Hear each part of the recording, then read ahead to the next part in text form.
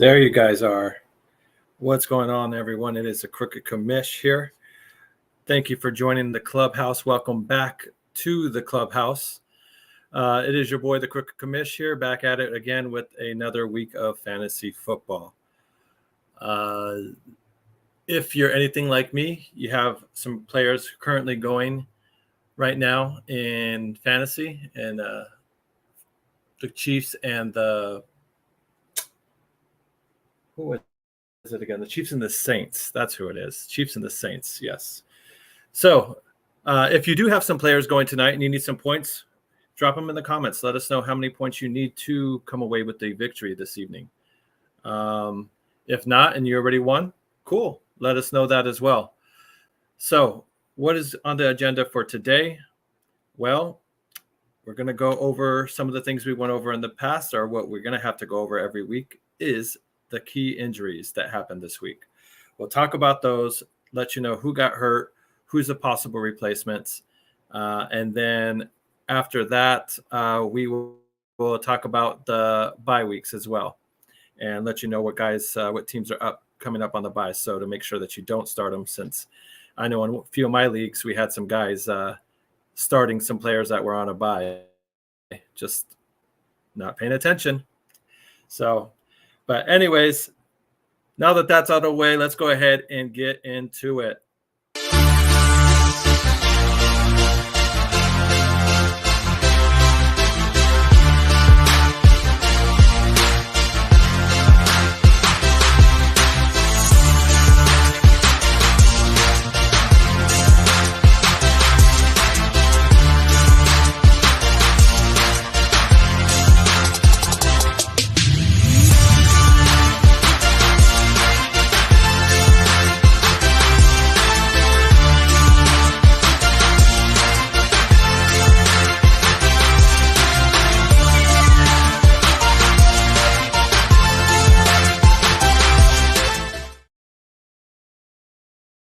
And we are back. Welcome back to the Clubhouse, guys. Please remember to smash that like button, especially if you won that week. Smash the like button here. Follow and subscribe. Follow us on Facebook. Please follow us on YouTube if you haven't already. And then last but not least, please follow us on TikTok. That is a new site for us here. So if you could follow there to help us grow there, once we get it to a certain amount of followers, that'll just give us another avenue to stream from. So give us more opportunities for us to reach out to you, the people. So, but anyways, before I get further into it, let me go ahead and bring on my co-host here. You all know him. And if you don't know him, you will know him, because he'll make sure that he is loud and clear. And that's why we call him the Mouth. Hey, we are. What's up, everybody? What's going on, buddy? Yeah, just hoping that the Nordians keep scoring so I can got the Chiefs defense going from the guy that I'm playing right now. So got the Chiefs defense going. So yeah, gotcha. So you need the Saints to score more touchdowns and points. Yeah, that bomb to Shaheed was perfect, because it dropped him down like 10 points real quick. Nice. So how much are you up by? I'm up by 10. By 10. Okay. All right. Well, yeah. I mean, unless they get a lot of sacks or maybe a pick six, which Derek Carr can do that. Yeah, he already threw us some garbage, so I was already like, "Come on, man! You should be good. You should be good, and that would keep you up top of the fantasy league as well if you do end up holding on for that win. That would be nice. Yeah. So, but anyways, later on this evening we'll also play some of the best that happened this past Sunday. It's a little bit longer than the last few videos, so because there was a hell of a lot of highlights on the good plays that happened this past week. So, but anyways, let's go ahead and get into it, and let's talk about some of the major injuries that happened so far this week. Obviously, got a game going on tonight, so we could be adding to this list. But as of right now, throughout Thursday and Sunday, some of the major injuries were to these guys. Aaron Jones is out with the hip injury for possibly 2 weeks here. The estimated return is week 8. If he does happen to miss some time, Ty Johnson would be the guy to go ahead and pick up for his replacement. Or Ty Chandler. I'm sorry, Ty Chandler. Yeah, I'm not sure why I was thinking Ty Johnson for. Next, Devontae A-Chain suffered a concussion very early in the game. So Raheem Mostert, he got drafted in most leagues. So if somebody happened to drop him, then he would be the guy that you would need to go ahead and go get. But if not, then like I said, that's the guy that's going to get the majority of the work until H-N comes back. So next, Nico Collins pulled a hamstring. His ETA is week 9. That means any Stephon Diggs owners should expect a bump up in production. If nothing else, a bump up in targets. And then same thing with Tank Dell as well. So Ramondre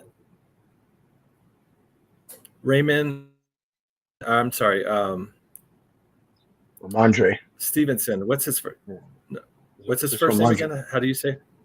It's Ramondre? Ramondre Stevenson. Yes. Tongue twister with that name sometimes. He is dinged up a little. He has a knee injury. His timeout is going to be determined. So he still has – we have to wait later on in the week to get some more information about that. Zach Moss is another one that had an ankle injury. He is expected to be out a few weeks, so maybe week 9. David Njoku just came off the IR. Now it looks like he may be going back on it. He re-hurt his knee. It's to be determined how long he's going to be out for. And then one of the big ones there, Josh Allen, suffered a concussion as well. It's to be determined how long he's going to be out for. So go ahead and make sure you look on that. Another small injury was to Aaron Rodgers that I didn't have on here. He tweaked his ankle, but from what I've seen so far, he's not expected to be out a long time. It's possible he'll be back and ready to go this upcoming Sunday. So anything you wanted to add to that list of names there? Did I miss anybody? No, that's all I could think of on the top of my head that was hurt this weekend. That looked like a pretty good list. Yeah, the major one too, though, Josh Allen, I think, is the biggest one there. Josh Allen, the Devontae A-Chains, and Nico Collins there. Yeah, that definitely hurts because Josh Allen's like huge for whoever has him. All the points, the fantasy points. The team's not doing good, but he's still there for the fantasy wise. So that's definitely a big hit to someone's team. Yeah, definitely. Hopefully, like I said, hopefully the Josh Allen injury isn't too severe. I don't think I'm playing him this week, so yeah, I wouldn't mind if it's nothing crazy or whatnot. But still, just for entertainment purposes for the game of football, you always want to see the best of the best players out there. So, yeah, absolutely. But hey, Kirk Cousins is probably still out there. Maybe throw another 500 yards for you. So you need someone for a week. Pretty sure he's still sitting on a lot of people's benches or a lot of people's waivers. So, and he looked like he might be figuring something out there in Atlanta. So that's possible for a week or two. That's not a horrible Band-Aid. Yeah, no, I agree. Same thing with some of the other guys that started coming around. Kyle Pitts. I know last week we were talking about him as one of the tight ends that it's maybe time to get rid of. And of course, as soon as I say that, he shows signs of life and has double-digit fantasy points in in a PPR league, of course. So, but still, he seemed to be a lot more active in the offense. He had a lot more targets in this week. Yeah. I think he had more targets this week combined than all the weeks, the last 4 weeks. Yeah, he's had a rough go, but it definitely broke out this last week. So. Yeah, him and Darnell Mooney as well. If the Atlanta offense is going to be looking like that throughout the whole season, then yeah, you're going to want to get as many pieces of that offense as you can. Mooney looks like he would be a solid number 2 option in fantasy. The only one that doesn't seem to be eating quite as well as everybody else is Bijan Robinson. I'm sure Bijan Robinson owners are kind of pulling their hair out, wondering when the hell is he going to get like some touchdowns or some yards or something. It just looks like he's struggling out there to get any kind of production going. Yeah, I mean, when your QB's throwing for 50 plus times, you don't really get a little running momentum or rhythm. So, and then he's still sharing time with Algier. Still comes in there and takes some snaps away from him still too. So definitely got to scratch your head on what they're going to do with that guy, because he still looks like a possible stud that could break it at any time. But he's still waiting to see when it's going to happen. Yeah, he does. It's just, like I said, I feel the frustration. I'm one of those owners, Bijan owners. One of those owners. Yeah, dude, it's one of those things where I was expecting him to at least maybe get some dink and dunk passes, be a little bit more and active in the passing game, because he was in college coming out supposed to be a complete back, a guy that can catch the ball as well as run the ball. But he's just still seems like he's still trying to get his footing underneath him, his NFL legs underneath him. So year 2, I don't know how long it's going to take to grow, but you better do it fast, or your fantasy league's going to be competing shit. Yeah. So if he keeps on struggling like this, it may be time to see if you can unload him off of somebody that does have a bit more faith in him. But like I said, at that point, you may be selling him for pennies on the dollar there. So let's go ahead and look at the upcoming bye weeks here, going into week 6. Here we have the Kansas City Chiefs, who are going tonight. They are going on a bye. The LA Rams are going on a bye. The Miami Dolphins are going on a bye, so that will help A-Chain owners there. That gives them a week there without really missing a game that he wasn't already going to miss. And then the Minnesota Vikings their undefeated streak will continue on through week 6 there. So, but any of those guys, please make sure you get those guys out of your lineup. Like I said, I know in our league, there's always it never fails. It never fails that you're going to have somebody there that leaves a guy that's on a bye there. So, yeah, no kidding.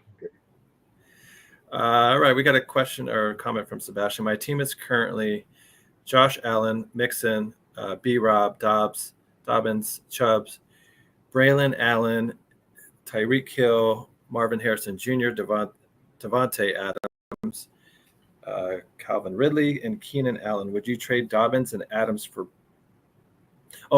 Brian Robinson? Okay, so Mixon. Would you trade Dobbins and Adams for Bijan?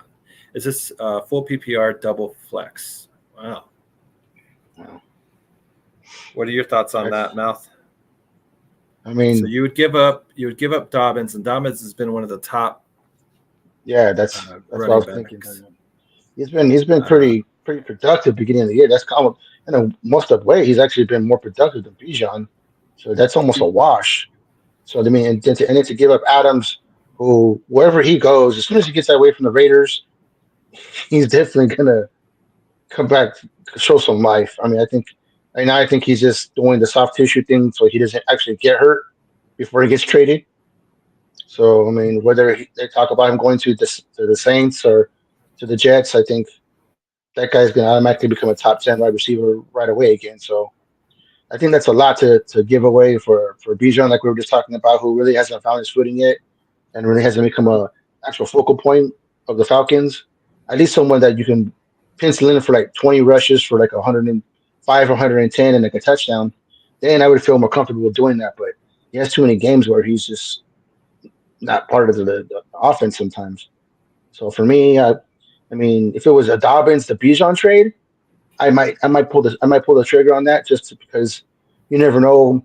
Dobbins is someone who was has history of not playing for the whole season, Right. but throwing Adams in there too. I think that's pretty lopsided. I agree with you. I would counter that. I wouldn't accept that. If you're really intrigued by Bijan, and then he adds, what if Tank Dow's added to the Bijan side? So Tank Dow and Bijan for Devontae Adams and That would be more interesting. I think that J.K. would. Dobbins. Yeah, I would be a little bit more willing to, especially if my team's struggling and I got to shake it up a little bit.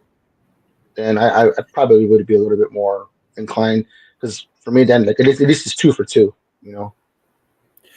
Tank Dell doesn't have The only problem no, I see with that trade is you're banking on a lot of what if on guys that haven't produced yet, and then you're going to hopefully count on them to produce the second half of the season here, because even Tank Dell, like, he hasn't done as good as he has been last season.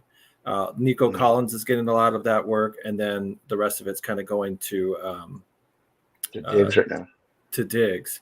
Now, I get Nico Collins is going to be out with that hamstring for a few weeks, so that's where his tick in production may go up there, Tank Dell. But what I would be worried about is once Nico comes back and he's healthy, does that mean Tank Dell's numbers are going to drop back down to what they have been this season, which is he's struggling to get to double-digit points. I mean, I know he missed a game or two with injuries, but I think there's only been a game or two where he's gotten to double-digit points. The rest of it's been 9 points or under.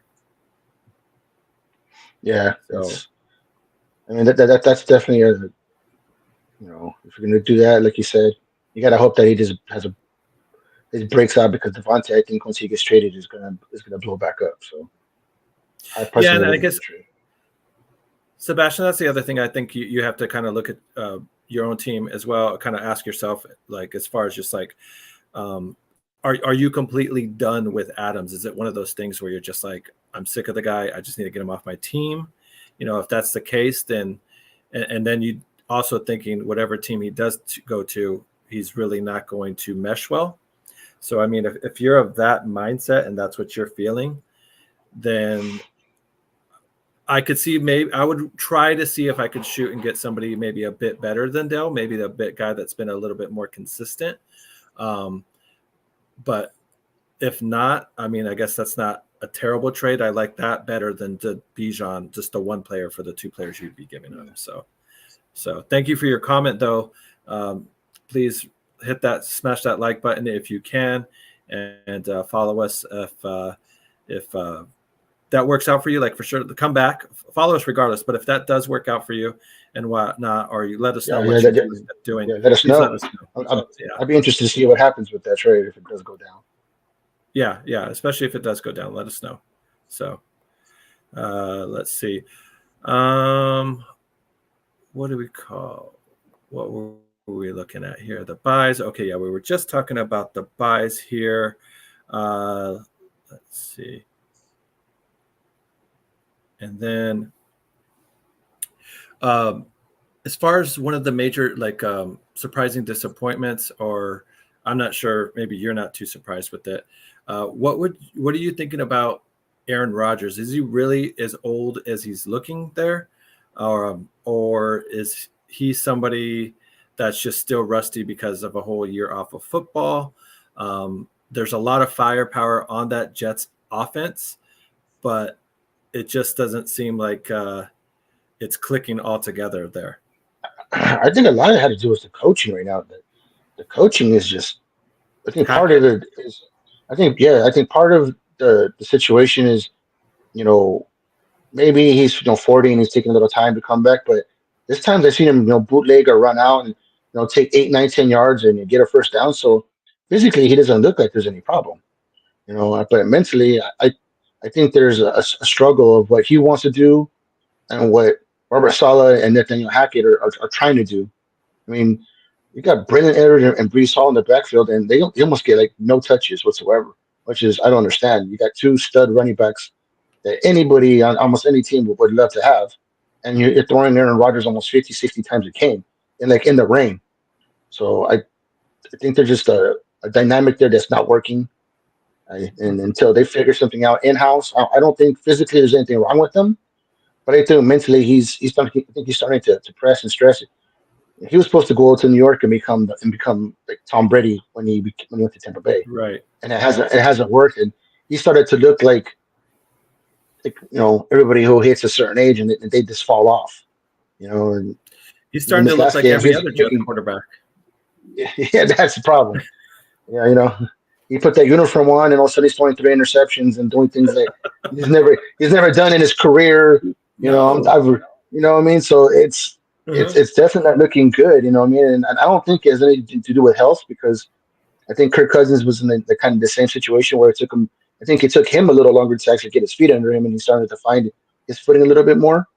In a weird way, Aaron Rodgers came back super faster than he did, and looks healthy enough to be out there. And so he doesn't look like if I see him limping or moving around or kind of like bathing it or favoring himself a little bit, then I'd be a little more worried.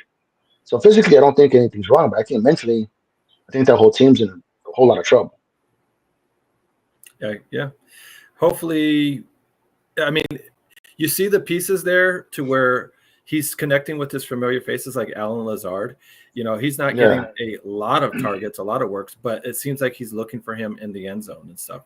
He's getting like 3 or 4 catches, but he's making the most of it. Usually one of those catches ends up being for a touchdown. I think it would be an interesting play if Adams were to go there. Do you think that would really fix their issue, or is it just going to be more of the same? I'm not sure that it would fix the issue. If anything, I wonder if it would cause more turmoil with him and Garrett Wilson. Garrett Wilson's already been upset with how he's been getting used or what he's been getting, touches and things like that. This last game's he's gotten the ball a lot more because Aaron Rodgers has been throwing the ball 50 times, which is obviously, at 40 years old, you don't want to keep burning him out there. The guy's getting killed the last couple of weeks. He's just getting hit and sacked. He's not going to survive the year doing that. So, I mean, right now, they got to start evening it out, get under center and do some different things. I don't know how much Aaron Rodgers is fighting against doing play action and letting him do those things, but right now Thanks for joining the show. He's definitely in a situation right now where he probably would feel better if he has someone like that he was familiar with. But then it'd be interesting. It'd be interesting if all of a sudden him and Lazard start getting a lot of the targets, and Garrett Wilson's kind of gets pushed to the side. You know what I mean? And then the problem too is like Mike Williams is out there and he's like, you kind of see him once, maybe twice a game, just kind of running around. So it's this little head scratcher of what their offense is trying to do over there. You know what I mean? Like, so I mean, I think obviously you add a all pro wide receiver, you would think that would make your team better. But in a weird way, I think it'd make it worse. I think the chemistry, might get worse. And Robert Saleh hasn't proven that he could control the locker room at all right now. And I like Robert Saleh when he went to become a Jets, head coach. I thought he was going to do good, but it looks like he's losing that locker room pretty fast too. It may be another classic example where that guy is better fit to be a defensive coordinator than an actual just head coach.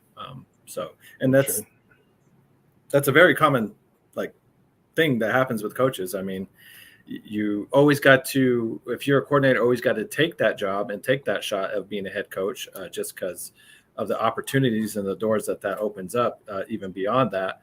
But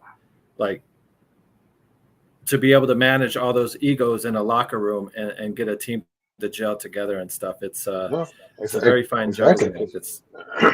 Because when Dan Campbell became the head coach for the Lions, they put their first interviews back side to side, and Robert Saleh looked like he knew what he was talking about. Like he had a plan. Looked like he had, an idea of what's going on. I mean, he got stuck with what's his name, for a few years, so he kind of sucked everything up out. But everybody thought Dan Campbell was a nut job, talking about biting people's ankles and doing all kinds of different shit.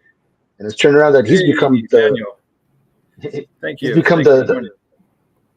become the better head coach, and Barbasala looks like he's the one that needs to go bite someone's ankle because he's in trouble. Well, he ain't going to be getting a hug from Aaron Rodgers, apparently, because apparently Aaron Rodgers doesn't do hugs. He might even get a fist pump. Brother, That's what he hit him with, man. He hit him. Yeah. So, I'm telling you. He's like, just give him a little fist pump and Pat, keep going, bro. Right. Let's keep it business. Let's keep it business class. We don't want to make it personal. I don't want to have to get HR involved here. You know, okay. Hugging up on me and shit. Just back up there, brother. Back up. So, and Sebastian, like I said, the reason, we don't want this to happen to you. He trade raped you. You've been trade raped. Did not trade rape. Yes. Got to be careful. Yeah, Buyer beware sometimes. That's what he's trying to do to you there. That's what he's trying to do to you. We don't want that to happen to you. Trying to be sneaky. You never know. we got a couple guys in our league that is definitely buyer beware. If you decide to deal with these people, it always seems like it's attached with the kind of asterisk. Some shit might happen to your players almost immediately. Right. So yeah, like I said, you never accept the first offer. So the first offer is always his lowest lowball offer. So that's his negotiation thing. But sometimes it's such an insult that you just kind of have to laugh it out the door. So, but before we get further into it, let's go ahead and play our fantasy Week 5 football highlights. Hopefully, you'll see some of your favorite teams in these highlights. Hopefully, they're good highlights and not bad highlights. So we'll see what happens. So stick with us and check out the Commish's favorite highlights that happened this week.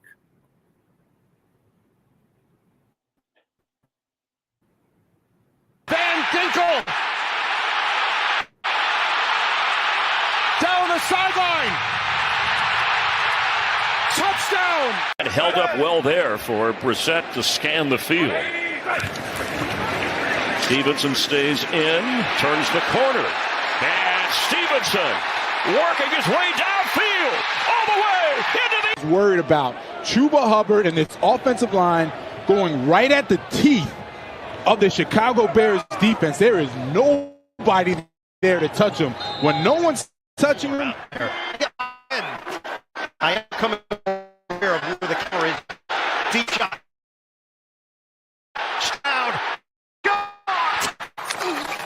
Can Lawrence get them into the end zone? Puts some air under it. Far side. He's got Thomas wide open. Thomas. And beater in the passing game. On fourth down. Free runner. Owusu Koromoa missed him. And Daniels has the first down and more. Down the 6 of 7 for only 8 yards in the air so far today. Over the top, it's complete to Tremble. Fumble. Lost it. Bears recover.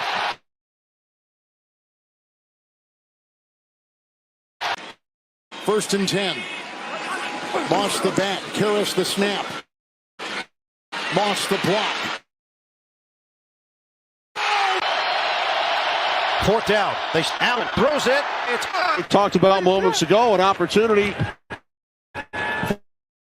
for a 2-for-1 score at the end of the half, and then get the ball to start the third quarter. Here's Swift inside the 20, still going.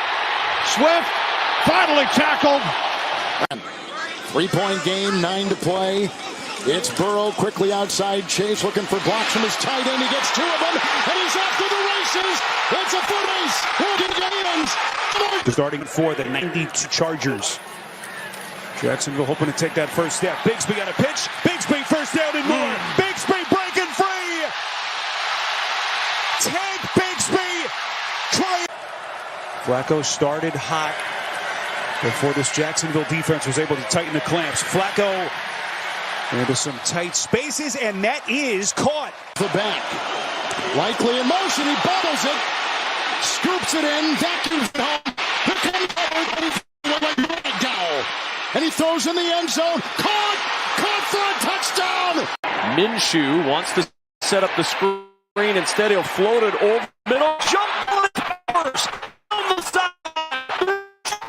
Feel too good when he took the skates off, which is common. Yeah. Second down and 8. Williams, more, end zone. He's got it. Touchdown.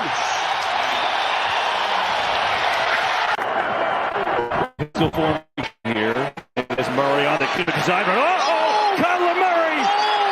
Turn on the afterburners. He's gone. 4th and goal. Gray up. Does he get there with the second effort? The ball has come out. No whistle on the field. Ray Sean Jenkins the other way. No one has blown this yet. Jenkins is going to go distance, and now Play action. Minshew looking. Throws intercepted by Surtain. Pat Surtain on the run. Nobody's going to catch him. Surtain going all the way for a Denver touchdown. We're 30 yards out. This one from a little farther at 45. And it is blocked. Sitting out there. Returned. No one in front.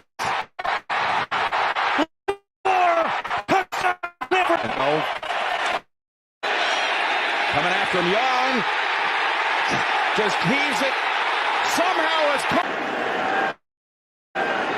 this to tie the game at 23. And picked up by Brooklyn. He go!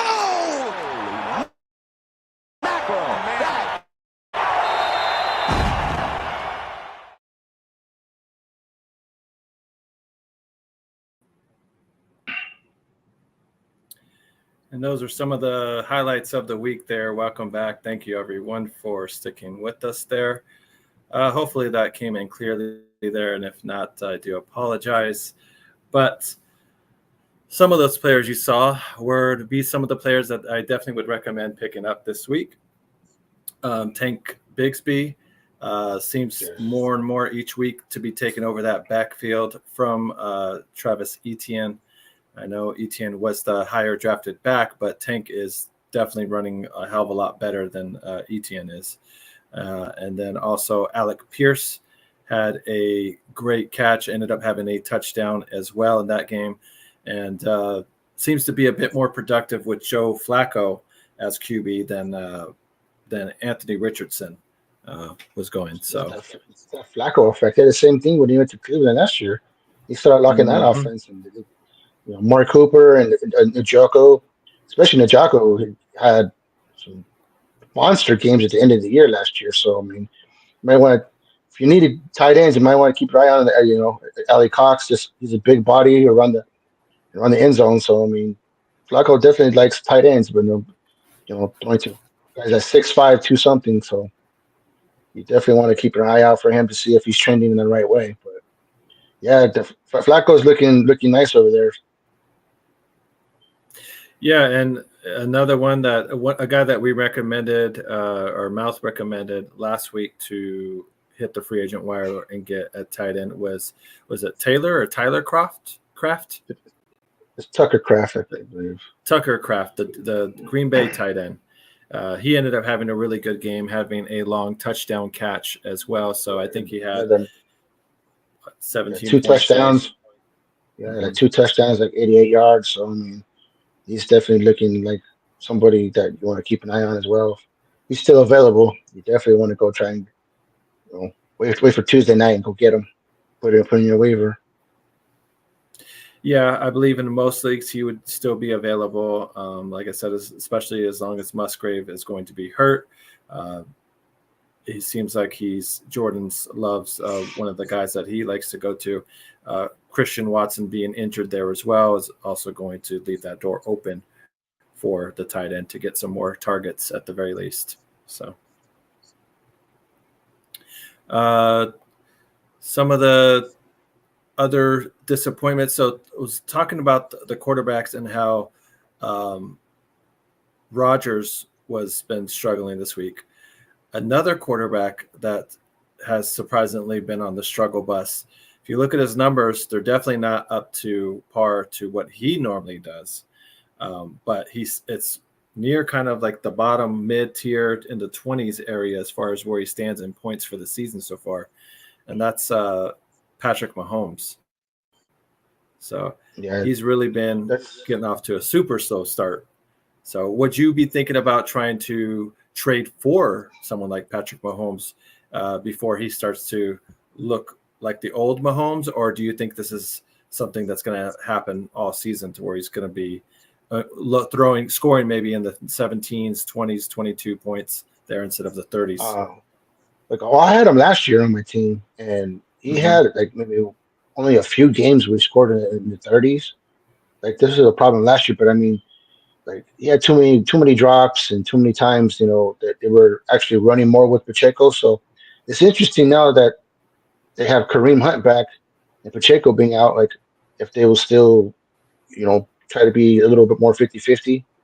But losing Rashid Rice kind of like, really puts a big dent on the the ceiling for Mahomes. I mean, Kelsey this first half looked like he kind of was getting back into a little bit of a groove, kind of showing up again. But I don't know if they don't have if they do some kind of blockbusters, trade thing where the Raiders lose their mind and they actually send Devontae to the Chiefs, then I would absolutely think about possibly trying to get him ahead of time. But right now it doesn't seem like the offense is geared up for him to be throwing, 35, 40 times and having 4,500 yards and 35, 30 plus touchdowns.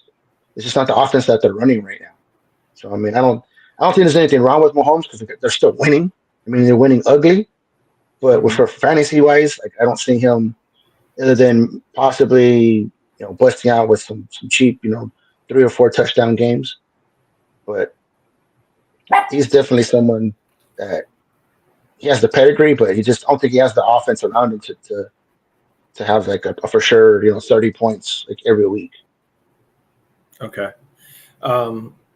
So who do you think, or which team between, because the biggest names linked to Adams is the Jets, the Saints, and the Chiefs. So, and then we confirmed earlier today, which Rashid Rice, it looks like he is going to be out for the season with the LCL tear. So if not the season, maybe he comes back at the tail end or timing for playoffs. But like I said, they won't know more about that until the surgery is completed, they said. So, so to the question though, Devontae Adams, fantasy-wise, which team would you think out of those three that he would be more productive at the Saints, the Jets, or the Chiefs?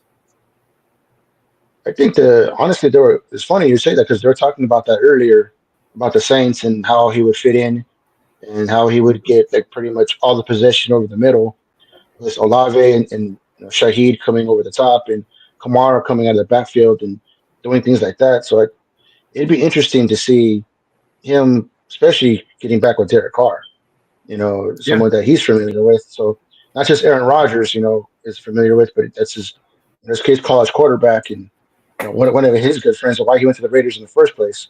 So yes, I think that right there probably has the most upside and potential in being in New Orleans offense because they're already shown how explosive they could be in the first couple of games of the year. I mean, I knew they would come back to earth. I didn't think they would fall back this hard back to earth, but he would definitely unlock, kind of what Michael Thomas was doing for them all those years, where he was just, a chain mover, and doing all the little things underneath that he needs to do, and so he would definitely be happy. I'm sure he would get at least 9 or 10 targets a game. So, and I think that that possibility is something that New Orleans Saints would love to have. That I think Kansas City would be something that would be good for them, only because they do have the Worthy and people that off the top that they could do different stuff with. So he would definitely become one of Mahomes' favorite targets right away. But I can't see the Raiders ever trading him to the Chiefs though. Yeah, that would be tough to see. The in-team division trade there. I mean, being the Raiders, do you really want to see Devontae Adams twice? I'm also hearing that he may want a new contract as well with whatever team, because I think he may be on his last contract, or after this year, his contract's really not guaranteed. So I mean that could complicate things a bit more if that is actually the case. If he really wants that, and it's not just something that's being said to kind of discourage. Well, I mean, you're definitely seeing like how not to do things with Hassan Reddick and the Jets. So if you're going to bring someone over and you think that they're going to want to get paid, you better make sure you have some money set aside so that way that you don't lose them. You lose trade assets and then don't even get the player into camp or do whatever you're going to do with them. So you definitely don't want to. You don't. I mean, and right now that's even crazier. If you would go to the Jets and if he wants a contract, like how would that work out? If I'm Hassan Reddick, this guy comes over, gets traded to, and then he gets the money that like I should have got. So right, I was already talking. I was already talking about how bad that locker room might be already. So I know everybody who's a Jets fan would love to see Devonta Adams, and then they were talking about it. Like in the offseason, how he was going to, he's going to be a Jet by week 4 or 5. But I just right now that locker room looks, it just seems like it's not a very good locker room right now. Man, if Devonta Adams were to, like I said, that situation were to play out there, he gets traded to the Jets and he gets a new contract. I mean, this would definitely be Hassan Reddick. Now, dog. Come on, man. Tell you, that's why I like this. When you talk about going to Jets right now, I just think that if he would show up and for a few games, if he's getting too much love and Lazard's getting balls around the goal line, and Garrett Wilson's just all of a sudden he's like, I was getting more love when I had these shitty ass freaking quarterbacks were throwing to me before. It's like Aaron Rodgers, and my numbers go even further down. Like, how does that work out? So yeah, that would be interesting to see if he would go to New York and then get paid before Hassan Reddick. And then I'm just, after that point, I'm like, I wouldn't trust anything the freaking New York Jets front office has anything to tell me. If I was Devonta Adams, I'd be like, I better have a contract on the table when I get there, like, because I don't trust him. I mean that would just be such a shit show. I mean, talk about having turmoil in that locker room there. I mean, has Hassan? We didn't even know if Hassan Reddick's even seen the inside of that locker room since he's been traded. He hasn't had a contract. Like, I mean, maybe he's walked through the building as a little tour, but I think he did really it. Have a locker spot? Is there really? I think they said something like March was like the last time like she was in that building. Since then, he has like zero contact with the team. So for Devontae to get traded over there and get a contract, that would be I don't know how that would work out. Yeah.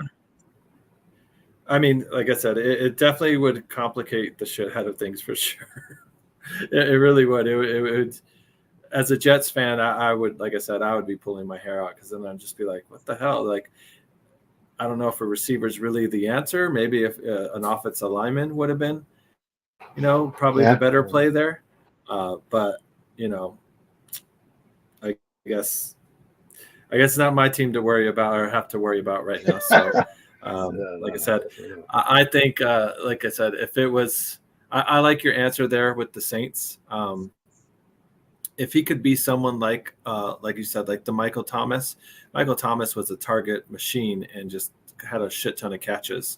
So in the PPR league, he would definitely be super valuable if he gets 7 catches a game, and then who knows what he does with those yards and stuff. So there's still a big body in the red zone as well. So like I said, I'm really intrigued to see where he goes, and then would be looking forward to see what kind of uptick in value he has. In our leagues and stuff, I got to look around to see who has him and see if the owner would possibly want to dump him now and stuff, see if I can try and get him on the cheap. But we'll see what that happens. I'll let you guys know if I have any luck with that. So speaking of, like I said, Lazard, though, he's had double-digit points in every game except for one.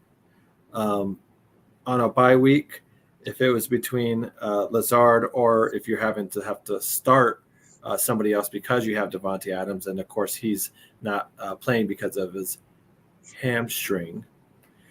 Between Lazard and Alec Pierce, which guy would intrigue you more to go out and get Alec Pierce? He's had like kind of a boom bust kind of guy. He's had games of 21, 16, 5, 1, and then 22 last week. I mean, I like Alec Pierce's upside, but especially if you're in a PPR league, Alan Lazard, he just gets targets, you know what I mean? And that's what you really want. I mean, unfortunately, unfortunately, Anthony Richardson is gonna come back at some point, and those targets down the field and things like that, he becomes more of a volatile, play for, at least a wide receiver 4 or 5 flex at the very best. And if you have to, especially on like one of your bye weeks, that you need someone to get put in there. So for me, until Devontae gets traded over there or something like that, different changes, Alan Lazard at least looks like he's going to stay Aaron Rodgers' favorite target. I would go with Alec Pierce there. I like the Alec Pierce, especially if Joe Flacco's staying the quarterback. More veteran quarterback, he's going to look for that would be my only way that I would go with Alec Pierce is if Joe Flacco is going to stay there for like 4 or 5 weeks, and then you can get majority, you can get a good run with him. But I'm not sure how long Anthony Richardson is going to stay out for. So if he comes back, it kind of like if I'm going to take one, like this week, I would take Alec Pierce. But going forward, if I knew I was going to put someone into like my flex and have him there for 3, 4 week, 5 week run, I think just Alan Lazard is someone that is more consistent anyway. Gotcha. Okay. Just a few other questions I kind of wanted to run by you and get your thoughts. Anyone, like I said, if you're watching this later on throughout the week or say tomorrow and whatnot, if you have a question or a start sit, a trade proposal, something that's been sent to you, put it down in the comments and let us know if it's a PPR and kind of give us as much details as you can to help us give you a good answer. I check the comments daily, and I'll send it over to my co-host Mouth as well, and we'll both give you our opinions on, like I said, if you could offer a trade or if you're thinking of offering a trade, kind of what we think and stuff. So, and then of course from there you can take it or leave it. So, but it's always good to hear kind of bounce ideas off of somebody and whatnot. So, and that's what we're here for. So with the running backs here, who would you be more intrigued to pick up this week for a possible buy replacement? Someone either a Tank Bigsby or a Chase Brown, since Chase seems to kind of be dipping into Moss's production more and more. Chase Brown has been coming on lately more the past few weeks, and it's been noticeable. Zach Moss was definitely the bell cow in the beginning of the year, but Chase Brown's been getting a lot more like touches around the goal line, which is pretty interesting to see that Zach Moss is kind of getting pushed out of that role. And the fact that Chase Brown has that out of the backfield potential, I believe he caught a pass. One or two passes that he caught was for a touchdown on Sunday. So if Joe Burrows is going to be throwing the ball around like he was this last weekend, Chase Brown is definitely someone you would want to put in there because he just has that PPR, out of the backfield, plus he's running, going to have goal line touches. So he checks all the boxes that you want to have, especially for your running back 2 or flex. So he's definitely someone if you're on a bye week or when your guys goes down, he's somebody if he's out there, you should pick him up and put him in there. Okay, between me, I kind of like Tank Bigsby a little bit, just a bit more. Just like I said, each week it just really does seem like he's cutting into Etienne's production more and more. And he's just running the ball harder. This seems like the Jaguars are kind of trusting him a bit more. He just seems like the more explosive back, more feel for the game and stuff of where to hit the hole and whatnot. And then once he gets into open space and there's no one in front of him, man, he runs like the cops are chasing him. So okay, well, I like Tank Bigsby for like the long term. I think he's gonna, unless something happens to him, I don't think Etienne is gonna Do they take that job back? I just like Chase Brown for the next few weeks because Zach Moss is most likely going to be out for a little bit, at least for a game or two. So I mean, and then that like I said, that goes to opportunity. So he's going to be the bell cow. He's going to get at least 20, 25 touches, and between the two of them, they're both probably going to have pretty good weeks. But when Zach Moss comes down, then who knows how that works out? It goes back to 50-50. But I definitely do like Tank basically going for the next few going forward, because I do think he's taking that ball away from ATN. All right.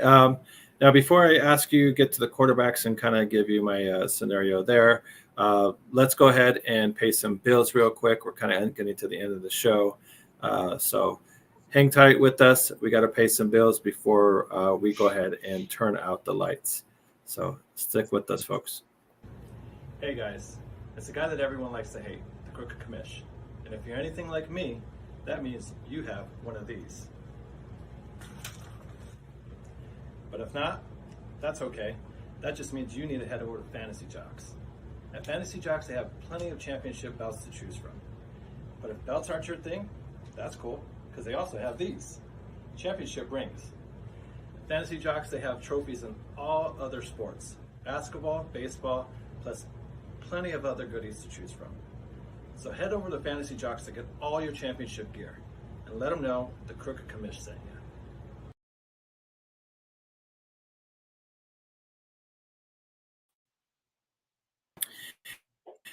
Welcome back, y'all. Thank you for sticking with us. And thank you to Fantasy Jocks for sponsoring us and donating this lovely championship belt that I see behind me here, that you all see behind me. They were able to go ahead and put our Clubhouse logo on the belt as well. They left some spots open on the side, so whenever we have some championship or champion for our Clubhouse Championship League that we have going on, we'll go ahead and be able to stamp their name on the side of that, along with their team name that they had that year as well. So please go ahead and get all your fantasy gear that you need. If you're a commissioner like me, they have draft boards, they have belts, they have rings. Doesn't matter what sport it is, Fantasy Jocks is the place to go to get all your fantasy gear. So thank you to Fantasy Jocks. We really appreciate you. Absolutely. So going forward here, we're coming down to the end of the show, but like I said, we're here to answer any of your start-sit questions, your trade proposals. Please go ahead and put them in the comments. If you have anything, please let us know. When it comes to the quarterbacks to fill in for a bye this week, this scenario here between either Kirk Cousins or Joe Flacco. Joe Flacco has the Tennessee Titans coming up this upcoming week, and then Kirk Cousins has the Carolina Panthers, a division game coming up this week. So between those two quarterbacks, which quarterbacks would you feel more comfortable picking up for this week as a filler? Well, damn. I mean, if Kirk Cousins is playing Carolina, it's like I'm just gonna go with. I don't really care who else was with it. It could have been Patrick Mahomes at this point. Like I would go with Cousins going against Carolina, especially if last week and the week before or anything, it's kind of showing that Atlanta's starting to find their groove and it's get at high. Carolina though. If that changes anything for you, I don't give a shit. It could have been a high school freaking football field. I think they're gonna. I think they're gonna drop. I think they're gonna drop 40 in Carolina. I mean, don't get me wrong. Like with the offense that's going now, that Carolina can at least put up a fight. But I don't think Carolina's defense, is shown the ability to really stop anybody, especially through the air. Get him a body bag! Yeah! All right. Carolina's defense is that bad; they need a body bag. The whole unit just go. So. Chicago just scored like 30-something points on them too. So like, yeah, Caleb had his best game. But I'm saying, but Caleb he looked, he looked really good against the Carolina, defense. So I'm going to say that Kirk Cousins is probably going to look really good too. Don't get me wrong, I like Joe Flacco. I do like Joe Flacco, but I just think if you're Carolina's defense or whoever quarterback you want to pick whatever quarterback is out there for right now for the foreseeable future, especially a decent one with a decent offense, and Atlanta's looking pretty good right now. That's fair. Like I said, that's fair. I would have to agree too. As much as I like Joe Flacco as well, and I trust him as well, and think he'll be solid. And I really don't think you could really go wrong with either one. I think both of them are decent plays, although Tennessee's defense is definitely better than Carolina's defense.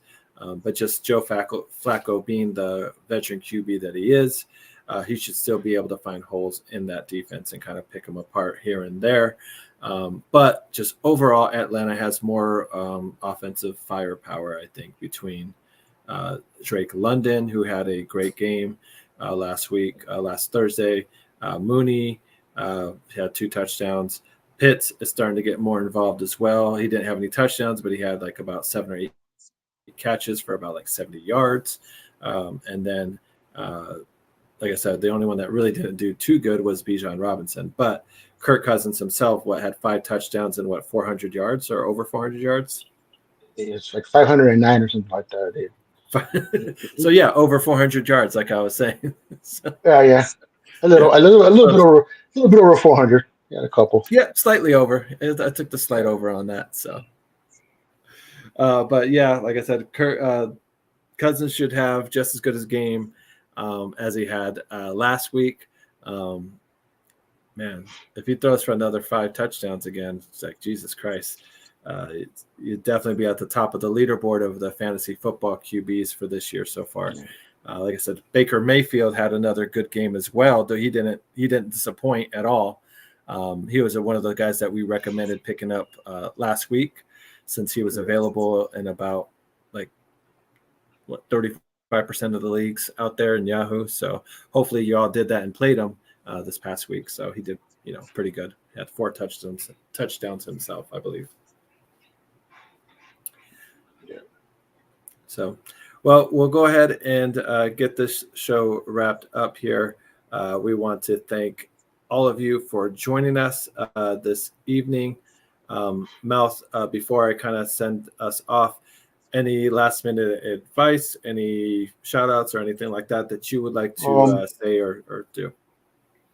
I guess coming up, Cowboys probably want to check out the Jalen Tolbert. Keep an eye on him. Right? Like he kind of came up out of nowhere, and with Brandon Cooks being out for going to the IR, he's definitely coming into a wide receiver 2 position. At least someone besides opposite CeeDee Lamb. So definitely want to keep your eye on somebody like him. And with Puka and Cup still out, you just want to keep an eye on Winnington. He's only rostered about 50%. He had 7 catches for 89 yards himself. So he's definitely somebody in your PPR league. If he sneaks a touchdown in, that's 14, 15 points become 20, 25 real quick. So just 2 different people to keep your eye on out there, especially with the, bye weeks coming up and like that. Those are guys that are still relatively, just floating out there in the wind. So if you need some wide receiver help, you want to pick somebody up, those are 2 candidates I could throw out there for you guys. Cool. Well, thank you very much for that. Cowboys offense, like I said, is one of those ones that should be productive, and Dak should still be slinging that ball and whatnot. Rico Dow is starting to get more involved in that offense as well. Yeah. So hopefully that just opens everything up for everyone else. So, but I would like to thank everyone for joining us. Like I said, please remember to hit the like button. It doesn't cost you a thing. You won't get a bill in the mail, I promise you. Hit the like button, subscribe to us. We do this every Monday night. The mouth is usually joining me every Monday night. But on occasions when we have some real life stuff going on, I may need a substitute teacher here and there. But I'll be here every Monday night talking fantasy football, answering your questions, any questions that you may have, listen to your trade offers. So please hit the like button. Please follow us on TikTok as well. If you happen to have a TikTok, the Chicago Clubhouse Network, look us up, look up the Crooked Commish as well. Follow us, like us as well. Give us more opportunity to help us stream out to you guys. And then join us tomorrow night. Tomorrow night, if you're a Bears fan, all my Bears fans out there, join us there. We have T. Nick, Frank the Tank, Foulmouth Chris, and JB Stats talking Bears football. We're going to go over the Bears highlights, that ass whooping they gave the Carolina Panthers, that 36 ass whooping. So we'll talk about all the good, the little bit of bad that happened that game as well, and what we're going to need to do to kind of keep the wheels running. So we go for a 3-game winning streak. But it may be challenging. We're going to have to go across the pond over to London, and face the Jaguars, have that early bird game there. So, like I said, so follow us there and like us. Watch the show on Tuesday nights. We're going to have a midweek show either Wednesday or Thursday. We got to get that figured out with T. Nick. We'll talk about Bears football as well and talk about the upcoming matchup there in London. And then Friday nights we have Easy Does It. And then one of our newer shows is our Bears pregame show. Pregame show with your boy here. You're looking at him, the Cricket Commish. And then I usually have Coach Chef with us and Amp. We talk about the Bears game 2 hours before it starts, except for this coming up week. We're only going to be starting the pregame show an hour before game time, just because over here in Arizona, that means it's 5:30 for us here, starting that pregame show. So starting it here at 4:30 wouldn't work out for Chef and I. So the pregame shows usually come on before the Bears game, 2 hours ahead of it. So like and subscribe. Like I said, Mouth, like any last minute words at all? That's it, man. I think you said a mouthful. All right. Wow. All right. Yeah, that's usually your job. But hey, thank you all. Like I said, be good out there. But if you can't be good, God damn it, at least be good at it. This has been a Chicago Clubhouse Network production.